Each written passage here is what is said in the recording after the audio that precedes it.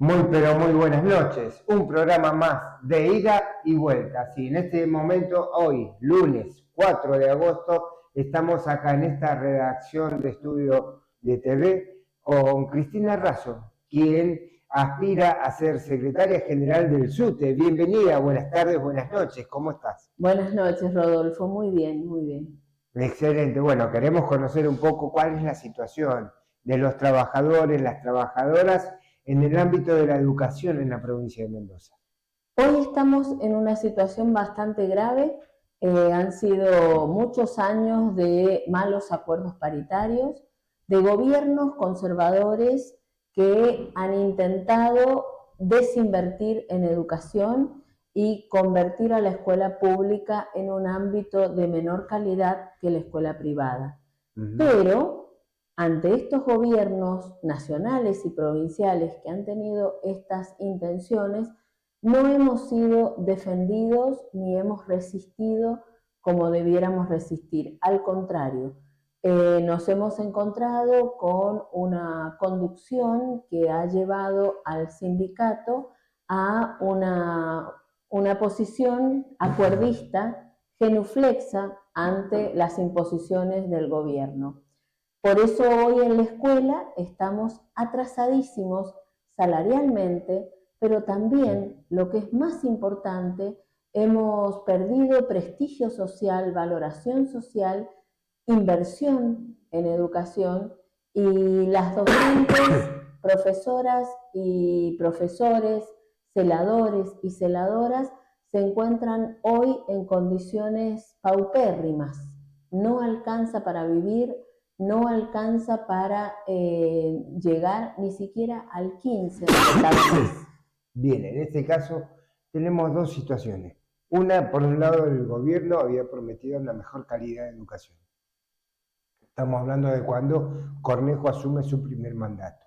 Y otra, el sindicato. Vos estás hablando de que el sindicato no ha peleado de acuerdo a lo que tendría que haber mejorado para los trabajadores. Claro, nosotros lo que hemos visto es primero que Cornejo miente.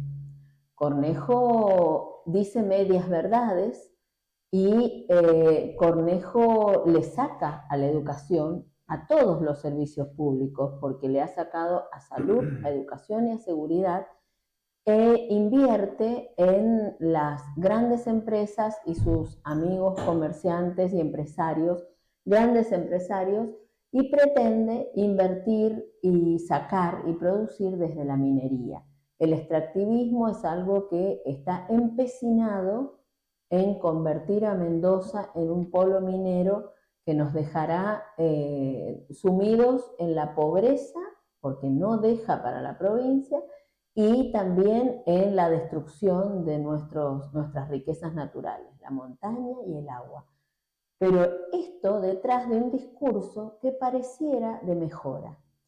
Cornejo, como muy bien vos decís, ha utilizado el discurso de su valoración de la educación y en la práctica ha ejercido un empobrecimiento de la educación, porque tenemos un presupuesto educativo que desde que llegó Cornejo, llegó primero Suárez y lo bajó del 25% que había llegado en el gobierno anterior a Suárez, llegó hasta el 22% cuando se fue Suárez en el 2015.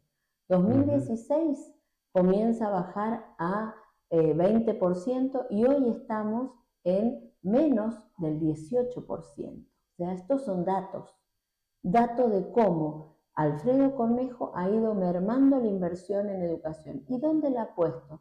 La ha puesto en sectores empresariales amigos suyos. Ha desarmado todo lo que tenía que ver con salud, con educación y con seguridad, dejándonos a los mendocinos en la completa desinversión. Las escuelas, a partir del año pasado, de diciembre del 2023, cuando Milei dijo no hay plata, se dejaron de construir las escuelas. Nivel inicial y primaria, Cornejo no ha construido una sola escuela. En realidad ha construido una sola escuela, inaugurado desde el 2015 hasta ahora. En estos 10 años de Suárez Cornejo, una sola escuela en Tunuyán. Y ninguna escuela secundaria, ninguna. con la necesidad que tenemos de crecimiento de la matrícula, porque nosotros estamos viendo cómo ha decrecido la matrícula en el nivel inicial y en primaria, pero en secundaria no tienen banco los chicos suficientes. Esos niños que no están en la escuela, porque la escuela no les da lugar, y yo soy asesora pedagógica en el secundario, así es que te diré que muchísima de la tarea nuestra tiene que ver con buscarles bancos a nuestros chicos que quieren cerca de su casa o que quieren en un horario diurno o que quieren por la seguridad o no quieren una escuela técnica y quieren orientada. Todas esas cosas no se puede resolver porque Mendoza no tiene suficientes bancos en una variación de escuelas. Acá en este aspecto podemos decir que la cantidad de bancos no ha crecido con la población, digamos, en aquellos niños que primero fueron niños, tuvieron la primaria y después pasaron a la secundaria, y ahí nos encontramos con que la cantidad de bancos, a pesar del crecimiento de la población, no se incrementó. No se incrementó nada. Y la población se duplicó, porque nosotros tenemos a partir del 2006 la obligatoriedad de la secundaria. Correcto. La secundaria antes era selectiva, y una selección que se decía natural y que tenía mucho que ver con la poca inversión que había para el secundario. Teniendo hoy la obligatoriedad de la secundaria desde el 2006, había que duplicar los edificios desde el 2006 a la fecha en secundaria. No se ha hecho ningún edificio desde que llegó este gobierno, desde el 2015, y no solo eso, sino que en primaria tampoco ha crecido y no se ha continuado con las inversiones que había hasta el 2023, que eran nacionales. En esta inversión que yo te digo del 18%, había un 10% que venía de nación. Bien, tenemos este ahí, año ya no viene. Claro, tenemos ahí que no ha crecido en cuanto a la estructura edilicia. Pero en cuanto a la estructura del docente o a la estructura de la escuela con los docentes, ¿ha tenido algún cambio en función de la cantidad de población que recibía o que Hemos pretendía? mermado en la calidad educativa y así lo dicen todos los rankings que muestra que Mendoza sigue muy por debajo de la media nacional en cuanto a la alfabetización, siendo que el gobierno de Mendoza tiene un gran negociado con la alfabetización. Ha comprado un programa de alfabetización que ya viene preformateado, con libros para todos los niños, desde salita de 5 hasta tercer grado, un adoctrinamiento total del que nadie habla y solamente enseña individualismo, universalización y naturalización de las condiciones concretas de vida. Un supuesto sujeto extraterrestre que no se sabe, no es social, no es un sujeto social, es un sujeto sin género, sin condiciones corporales, sin determinaciones sociales, sin familia, sin grupo. Enseñamos el individualismo, la salida solitaria y la descontextualización. Eso desde que el niño ingresa a la escuela hasta tercer grado. Bien, vamos a dejar una pregunta para el próximo bloque porque tenemos que ir a un corte. Pero en esta situación que tenemos hoy en la educación, ¿cómo ves que salen esos alumnos de la escuela secundaria? Vamos al corte, pero ya volvemos con más de ida y vuelta.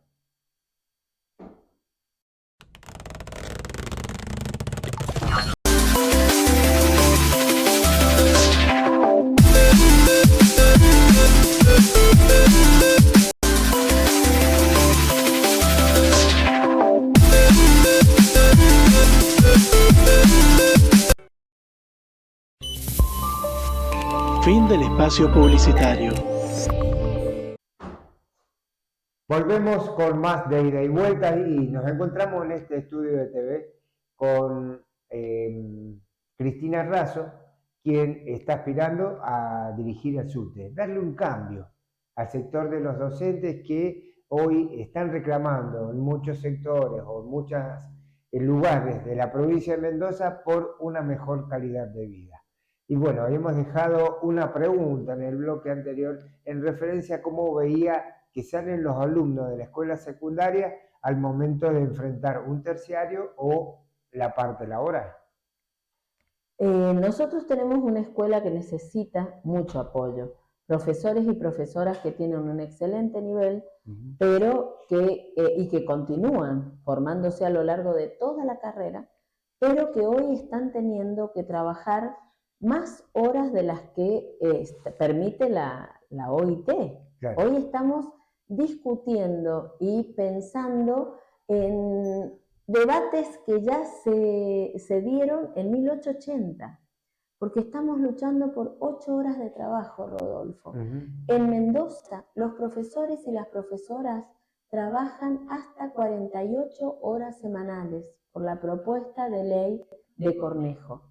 Y nuestro sindicato no ha dicho nada, no ha hecho nada en contra de esto. Diariamente, hasta 11 horas diarias de trabajo de los profesores y las profesoras. Sí, en algunos casos tienen doble turno. Todos los casos. No hay caso que se pueda trabajar con un cargo completo solamente.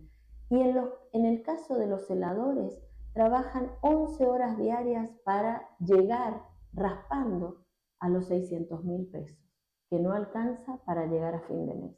No, obviamente, la canasta está por encima del 1.000.000 de pesos. Estas cosas hacen mucho a la calidad educativa, porque los profesores y profesoras también llegan a su casa y tienen que corregir, tienen que preparar la propuesta didáctica. Y realmente no hay tiempo. La mayoría tiene otro trabajo además. Además de los trabajos en la escuela, todos tienen que comenzar alguna venta, algún emprendimiento que los ayude a llegar a fin de mes. Y eso va en contra de la calidad educativa. El ocio es algo fundamental para la salud mental. Va en contra de la calidad educativa que en nuestro tiempo de ocio tengamos que estar haciendo otros trabajos. Va en contra de la calidad educativa que las mujeres no tengamos el beneficio de las licencias de la 5811 ni el reconocimiento a las tareas de cuidado y tareas domésticas, y al contrario, se nos trate de igual manera que a los varones cuando no se ha hecho nada por hacer que se compartan las tareas domésticas. Y así sí, entonces podríamos ser iguales. Cuando compartamos con políticas que favorezcan, por ejemplo, habría que pagar, en vez de el ítem arraigo, el ítem salud de nuestros niños.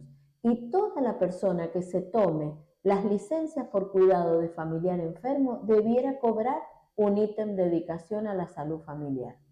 Y ahí las mujeres cobraríamos más que los varones y los varones se preocuparían por el cuidado de la salud de sus hijos para cobrar también lo que corresponde. Ahí haríamos una política de división de las tareas del hogar. Hoy se castiga a las mujeres que se toman, en su mayoría somos mujeres las que tomamos la licencia por cuidado de familiar enfermo, y nos quitan el ítem arraigo y el ítem aula, y terminamos cobrando la mitad que los compañeros varones. ¿Hay un porcentaje que determine, digamos, en el caso de las mujeres que utilizan esta licencia, pero además son jefas de hogar? No hay nada de beneficio para la cantidad de profesoras y profesores celadores y celadoras que tienen que vivir con este salario. Se considera que adentro de una familia 3, 4 salarios hacen para poder llegar a cubrir la canasta. Y hay muchas y muchos que están sosteniendo con este único salario la familia y no se puede. Eso obviamente impacta en la calidad educativa, de eso tenemos que hablar, de eso queremos que el sindicato hable, que elabore propuestas, que genere resistencia, que debata la política educativa, porque hoy no se está debatiendo, solamente se debate salario, pero nadie debate la política, la mejora de las metodologías de enseñanza. En este aspecto hemos escuchado que en las distintas paritarias de los distintos gremios estatales se han quedado, digamos, en la posición de recibir la propuesta del gobierno y no, digamos, dicen que no le permite el gobierno o quienes son miembros paritarios por parte del gobierno debatir esta propuesta. ¿Qué nos podés decir vos al respecto? ¿Es probable esto en ese ambiente paritario donde todos creemos que es un debate de igual a igual? Claro que sí, debiera ser, hay una ley que enmarca en los convenios colectivos que establece claramente que son pares y que tiene que haber una negociación de buena fe. Para eso hay un subsecretario de Trabajo que establece la buena fe o la mala fe.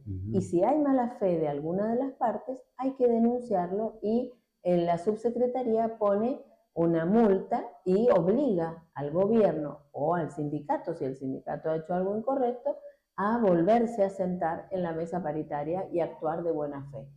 Lo que hemos visto en estos 4 años es la total genuflexión y el acuerdismo de un sindicato que no decidió enfrentar a las políticas de Cornejo.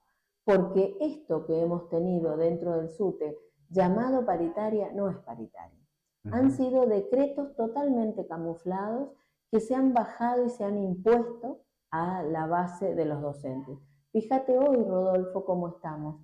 El sindicato aceptó en plenarios totalmente vaciados, porque fue un día que no había clase por el sonda, que se hicieron sin mandato, se hicieron sin ningún tipo de voluntad de la escuela certificada, y se aceptó una propuesta del 4% Pero al esperame un básico. segundo, si es un plenario, no puede estar vaciado, si no, no es un plenario. El mismo sindicato genera que el plenario sea legal, pero no sea legítimo, porque no estuvieron las escuelas, porque ese día fue asueto, entonces las escuelas no tenían mandato, no habían podido hablar con las escuelas, porque a veces sábado, domingo, el lunes fue asueto y el martes era el plenario. Así es que no pudieron llevar la voluntad de las escuelas, pero se aceptó igual un 4% al básico. Claro. ¿Por qué? Porque el cuco del decreto, porque si no es decreto. Entonces, y vimos luego que los otros sindicatos no aceptaron, siguieron negociando, no se vino el decreto y lo que vino fue un aumento de más del 30% que benefició al mismo gobernador que hoy está teniendo un aumento de casi el 40% él y sus funcionarios, y se nos mueren de risa en la cara. A esto debemos sumar que, digamos, en los pasillos de las escuelas se comenta algún tipo de presión de parte del gobierno provincial hacia los docentes por si votan así o asá. ¿Qué información tienen al respecto? La presión tiene que ver con el acuerdismo de la conducción que hoy tenemos en el sindicato. Una conducción que ha hecho del partidismo el eje de su conducción, donde la coyuntura política ha primado ante la mejora de las condiciones del ambiente laboral y del salario dentro de la escuela. Lo que se ha tenido más en cuenta ha sido el trampolín político para intereses personales. Hoy vemos que esa conducción en su gran mayoría está dentro de las listas del PJ que tendrán elecciones. Entonces decimos, el SUTE debe dejar de ser copado por el partidismo y tiene que estar copado por los debates en educación, en salario, en prestigio social y en condiciones de trabajo mejores para todos y todas. Es la centralidad de para qué está un sindicato. Y no podemos aceptar, por no luchar, acuerdos del 4%. En este aspecto, tenemos una situación hoy parecida a la que se originó cuando la discusión del ítem aula. ¿Crees que es el mismo clima o la misma imagen? Mira, en el ítem aula se le dio batalla, y el ítem aula no fue firmado en la mesa paritaria, porque de la mesa paritaria nos paramos, porque tuvo que ir echado de la mesa paritaria a la legislatura y pagar muy caro acuerdos para lograr un ítem aula que no fue votado por unanimidad y que todos los gremios salimos a la calle y que dimos la batalla argumentativa, la batalla cultural, la batalla gremial, la correlación de fuerzas, y la perdimos, porque acá hay que decir la verdad, el pueblo de Mendoza apoyó al ítem aula y ganó en muy buena ley Cornejo la batalla argumentativa. Pero eso no le quita valor a la lucha que hicimos. Hoy nos encontramos con una ley que fue a la legislatura, que se sacó por unanimidad por el lobby que hizo la conducción del sindicato adentro de la legislatura, lamentablemente, y una falta total de lucha. No convocó a ninguna resistencia ni a ningún debate sobre el ítem arraigo. Al contrario, le dio la bienvenida. A Cornejo le salió gratuito, no tuvo ni que convencer a nadie para tener este nefasto incentivo a la dedicación que no incentiva nada bueno, Rodolfo. Y el sindicato ni un chasquibún tiró. Me quedan claros que son dos escenarios. Uno el del ítem aula y otro el que tenemos hoy en la discusión de totalmente paritarias. Distintos. En este directamente es como que te saquen el petróleo sin tirar ni un chasquibún o la minería, que la lograran sin que hiciéramos nada y todos nos hiciéramos los sorprendidos. Esto hizo el sindicato y dejó pasar algo tan nefasto y que tanto daño está haciendo a las que hoy se están jubilando, que se jubilan con la mitad. Nuevamente tenemos todo el salario con montos grises que son remunerativos pero que no bonifican a la antigüedad ni a la zona. Muy bien, te voy a dejar una pregunta para el próximo bloque, tenemos que ir nuevamente a un corte. Y el tema es el siguiente: ¿cómo ves el escenario para estas próximas elecciones? Los docentes, ¿cómo van a votar? Esto es fundamental, porque recién mencionaste un poco el tema de algunos candidatos dentro de las listas del PJ y bueno, lo vamos a desarrollar en un ratito. ¿Te parece? Perfecto. Vamos al corte, pero ya volvemos con más de ida y vuelta.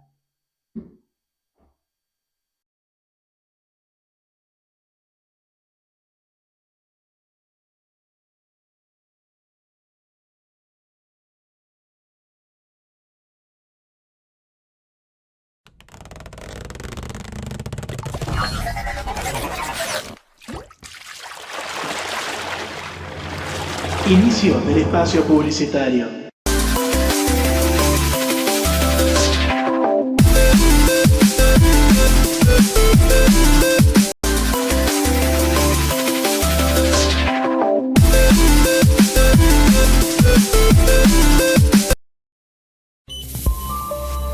Fin del espacio publicitario. Volvemos con más de ida y vuelta. Bien, habíamos estado desarrollando en el bloque anterior un poco la situación de los docentes en la provincia de Mendoza y hacíamos un comparativo, ¿no?, con otra época donde se discutió el tema ítem aula en la legislatura, pero que no fue acompañado por los trabajadores y presentaron una lucha más evidente de la que tenemos hoy desde el sindicato. Es así, ¿no es cierto? Perfectamente. Genial. Bueno, ahora vamos a dar un paso más y queremos ver cómo ve a los docentes en este nuevo escenario, elecciones por un lado, donde algunos integrantes del SUTE o de la conducción del SUTE actual están en la lista del PJ. Entonces, ¿vos crees que, digamos, haya docentes que apoyen al peronismo en la provincia de Mendoza? Yo creo que el sindicato tiene que tener una función clara de vincularse y dialogar con todos los partidos políticos, pero tiene que alejarse del partidismo, tiene que lograr que la política ingrese al sindicato de la mejor forma posible, donde definiendo el debate en las metodologías de la enseñanza, definiendo la inversión en el presupuesto, en el cumplimiento de la ley. Ahí tiene que entrar, pero hay que salir de estas metodologías donde el sindicato es usado como trampolín para intereses personales y para cargos y mejoras individuales de la vida. Tenemos que mejorar la vida y el ámbito laboral de todos y todas los afiliados y las afiliadas al SUTE. El 7 de octubre va a haber elecciones en el SUTE y estoy totalmente convencida que es la voluntad de todas las escuelas que esto deje de ser así como te estoy contando. Que volvamos a tener un sindicato que represente a la educación, que represente a la escuela y que para eso tenga una trabajadora de la educación, que es mi caso, y la gente que me acompaña, que venga de la escuela, que sepa de escuela y que pueda interpretar y representar los intereses de la escuela, que salga del aula, que conozca la gestión directiva, que esté debajo del edificio áulico antes de llegar al sindicato y no que lo conozca cuando están en campaña o después de que llegan al sindicato recién empiezan a averiguar qué pasa dentro de las escuelas, qué es una maestra mate, qué es una celadora refuerzo, qué es un docente suplente, un docente taxi, todo eso lo hemos vivido, lo conocemos. Mi función en la escuela tiene ya 35 años de antigüedad. Soy maestra, título de maestra, pero además después psicóloga social y después licenciada en educación y después 2 posgrados en gestión de las instituciones del sistema educativo, que me ha dado la posibilidad de estar en el aula, también estar en la gestión directiva, también en la secretaría académica, en colegios dependientes de la universidad, también formando formadores a quienes cursan para jerarquía directiva y ahora como coordinadora pedagógica en el SOE, va hace varios años. Por lo tanto, he pasado por diferentes roles dentro del sistema educativo y conozco, y la gente que me acompaña está en la misma situación. El frente de los trabajadores de la educación, que así le hemos puesto a este frente con el que nos vamos a presentar el 7 de octubre, está conformado por todos los sectores, todas las modalidades, los niveles, y en cada uno de los departamentos hemos hecho acuerdo con todas las agrupaciones de base. En este aspecto, bueno, una formación bastante, digamos, abarcativa de toda la actividad docente por un lado, pero suficiente para poder defender los derechos de los trabajadores. En primer lugar, sabemos que tenés la capacidad para poder pelear esta situación con los docentes de tu lado, pero además me parece que hay una realidad que hoy el gremio, la conducción actual no está viendo, o que está muy alejada en cuanto a lo que el docente enfrenta cada día, ¿no? Porque una cosa es cuando llega a la casa ese docente y tiene que enfrentar lo cotidiano. Y cuando se levanta el otro día, otra vez enfrentar esa realidad. Entonces, me parece que hoy la conducción del sindicato no está en esa situación o no la está teniendo en cuenta, sino sería distinto el debate paritario, por un lado. Pero por otro lado, lo que queremos conocer un poquito más, ¿cuál es tu visión respecto de lo que es el derecho a huelga? Esto que fue tan atacado por el gobierno nacional y que me parece que tiene algo de repercusión también en la provincia de Mendoza, porque fue una de las primeras instancias de parte de Cornejo cuando asumió en su primer mandato. Perfecto. Mira, nosotros creemos que el paro es un derecho de los trabajadores, de quienes tenemos trabajo tenemos esa posibilidad. Y es una herramienta de lucha que debe ser utilizada cuando los gobiernos cierran todos los espacios de diálogo y no nos queda otra, porque el paro no es algo que nosotros hagamos graciosamente y que nos interese hacer y nos guste hacer. A ningún trabajador le gusta no levantarse para ir a trabajar. Por los niños, especialmente en educación, por las familias, por los niños que nos esperan, por las niñas, por nuestros compañeros de trabajo, nuestras compañeras de trabajo, los equipos directivos por la presión que tenemos también de nuestras compañeras directoras y supervisoras y supervisores. Nadie deja de trabajar y lo festeja. Pero sí sabemos que es necesario cuando los gobiernos cierran las paritarias. Nosotros nos llamamos la agrupación 23 de mayo. ¿Por qué? Porque un 23 de mayo de 1988, en esta Argentina, el movimiento obrero de las maestras, en ese momento era solamente el magisterio, ahora nuestro sindicato incluye a celadores y administrativos. En ese momento, una gran columna de blanco, de guardapolvos blancos, que venía del norte, el sur, el este y el oeste de Argentina, confluyó en el kilómetro cero, en el obelisco, sí. y pidiendo paritarias para toda la Argentina, un nomenclador nacional, porque cada provincia cobraba un sueldo distinto, y presupuesto y financiamiento educativo nacional. Hoy tenemos paritaria. Macri la sacó a nivel nacional y hubo que hacer paros. Hoy tenemos paritaria y tenemos que utilizar la paritaria como una herramienta de lucha. El paro no debe ser nuestra primera herramienta cuando tenemos paritaria, pero en la paritaria se debe luchar, no lo que hemos visto por esta conducción sindical, que han utilizado la paritaria para mejorar la caja del sindicato, porque han aceptado cuotas solidarias, que son excelentes las cuotas solidarias. Está bien pensado, pero para cuando se hacen acuerdos que mejoren la vida. Exacto, no para acuerdos donde nos destruyeron el estatuto del docente. Nosotros hemos perdido la antigüedad, la zona, el beneficio de una jubilación justa como teníamos. Entonces ahí es totalmente nefasto que el sindicato se haya enriquecido y comprado, ha hecho un negocio inmobiliario grandísimo y nosotros, los trabajadores, estamos viviendo con cada vez menos. Para eso no se pensó la paritaria. Y el paro, si la paritaria está bien usada, no hace falta. El paro es para cuando te cierran la paritaria. Por ejemplo, Milei cerró la paritaria a nivel nacional y Cetera convocó un paro. Y ahí es donde hay que construirlo, hay que convencer y salir a la calle y hacer un paro. Siempre nos han descontado, Rodolfo. No te puedo decir que en 1988 hacer un paro era sencillo, porque día no trabajado era día no pagado también. Claro. Acordate por lo que Bordón hizo.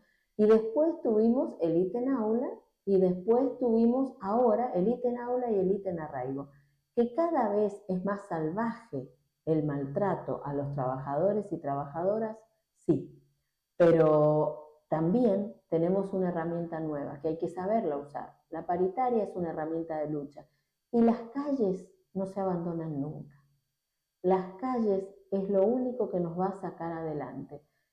A las luchas de las mujeres, a las luchas de los desocupados y desocupadas, a las luchas contra la minería, no la salva un paro, la salva la calle. Y es ahí donde tenemos que estar todos los maestros, las maestras, los celadores y las celadoras. No es el paro lo que nos va a sacar adelante. ¿Cómo ves la lucha de la CGT en este momento, de acuerdo a las medidas que están pensando para este 7 de agosto y demás?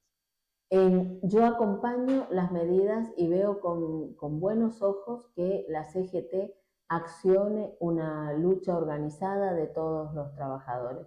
Creo que hay que acompañar esa manifestación. Sí creo que le pondría un poquito más de impulso, de fuerza, y trabajaría más la articulación y la unidad con todos los sindicatos, porque todos tenemos que estar en la calle unidos.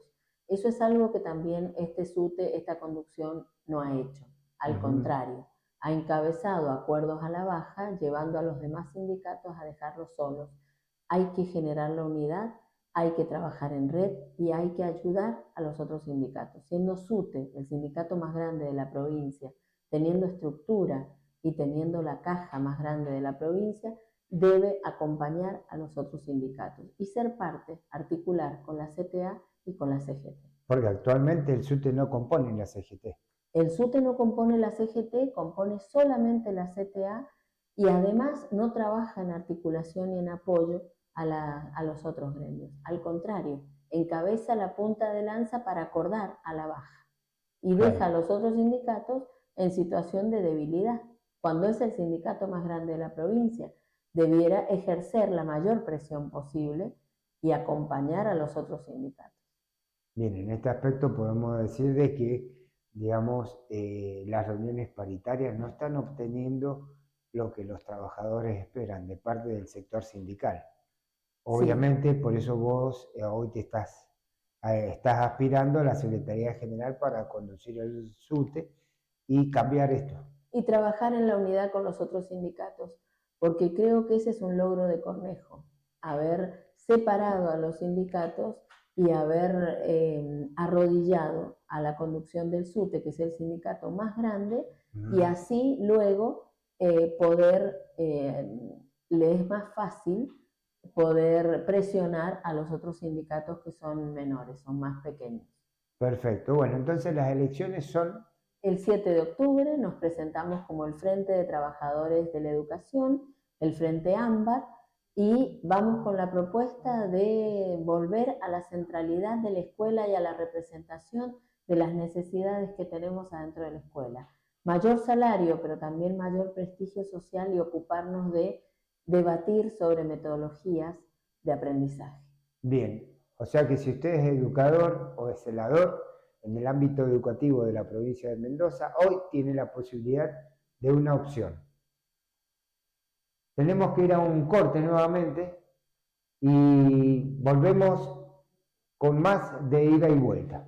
Muchas gracias por venir, Cristina. Muchas gracias, Rodolfo, por invitarme. Bien.